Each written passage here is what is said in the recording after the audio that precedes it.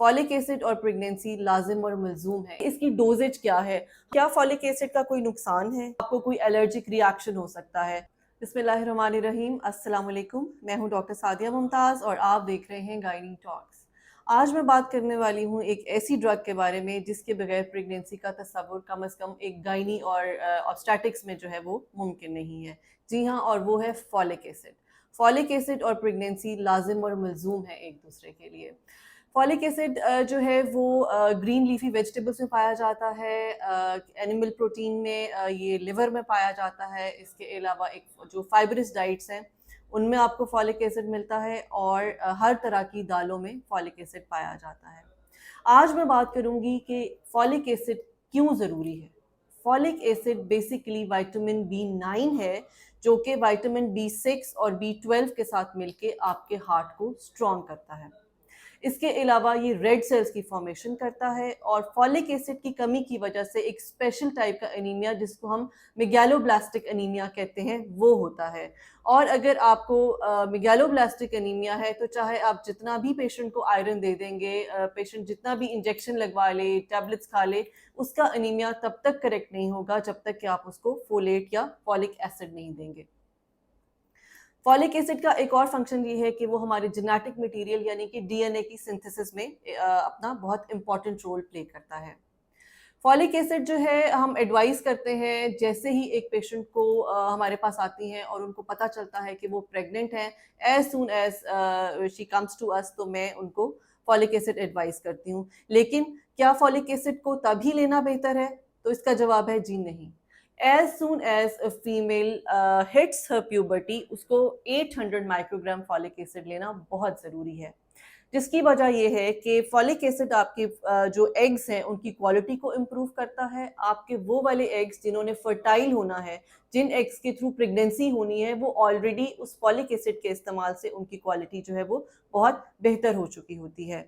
और प्लीज़ एक बात को जहन नशीन रखिए, वो खवातीन, वो लेडीज़, वो बच्चियाँ जिनकी रिसेंटली शादी होने वाली है, वो अपनी शादी से पहले ही फॉलिक एसिड का इस्तेमाल शुरू कर दें।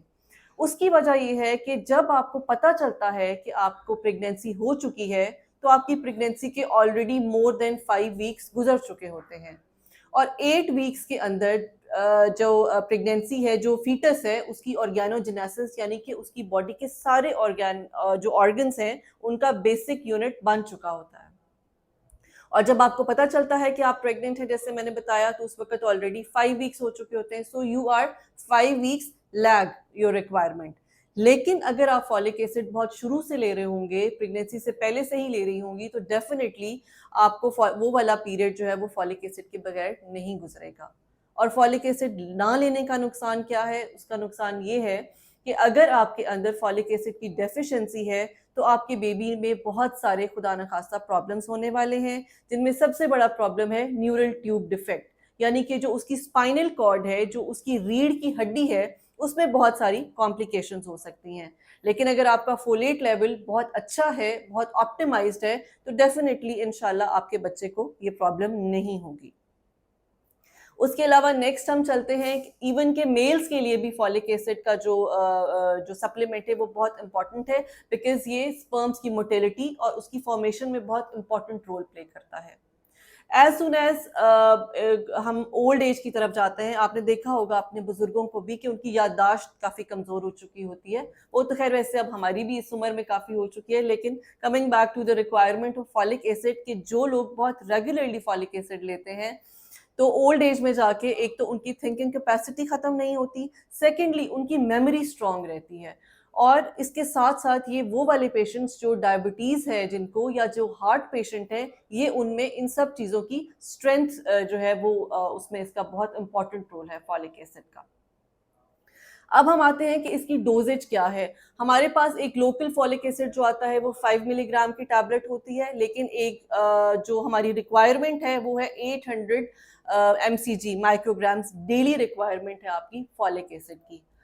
वो ख़वातीन जिनको कुछ ऐसी ड्रग्स दी जाती हैं जो फॉलिक एसिड को मेटाबोलाइज़ कर देती हैं, तो आप जब अपने डॉक्टर के पास जाते हैं तो डेफ़िनिटली वो जब आपसे हिस्ट्री लेते हैं तो आपने अपनी हिस्ट्री में ये ज़रूर बताना है कि आपको प्रेगनेंसी के साथ और कौन-सी बीमारियाँ हैं जो आपको पहले से चल रही हैं। जैसे फॉर एग्ज़ाम्पल एपिलेप्सी या मिर्गी का नाम आपने सुना होगा, उसमें जो दवाई दी जाती है वो फॉलिक एसिड का ब्रेक डाउन करती है। ऐसी कंडीशन में हम फॉलिक एसिड की डबल डोज़ देते हैं। तो ये सब कुछ बताना अपने डॉक्टर को आपके लिए बहुत ज़रूरी है। अब हम आते हैं, क्या फॉलिक एसिड का कोई नुकसान है? क्या फॉलिक एसिड का कोई साइड इफ़ेक्ट है? तो अगर आप ऑप्टिमम डोज़ में फॉलिक एसिड ले रहे हैं, तो इसका कोई नुकसान नहीं है। हाँ, साइड इफ़ेक्ट्स में सिर्फ़ इसका एक साइड इफ़ेक्ट जो है वो ये है कि अगर आपको फोलेट से एलर्जी है, तो आपको कोई एलर्जिक रिएक्शन हो सकता है, जिसमें स्वोलन फेस हो सकता है, पफिनेस ऑफ लिप्स हो सकती है, स्वोलन टंग हो सकती है, बॉडी पे रैश हो सकता है या इचिंग हो सकती है। लेकिन ये भी सिर्फ उन लोगों को जिनको फॉलिक एसिड डेफिशिएंसी है।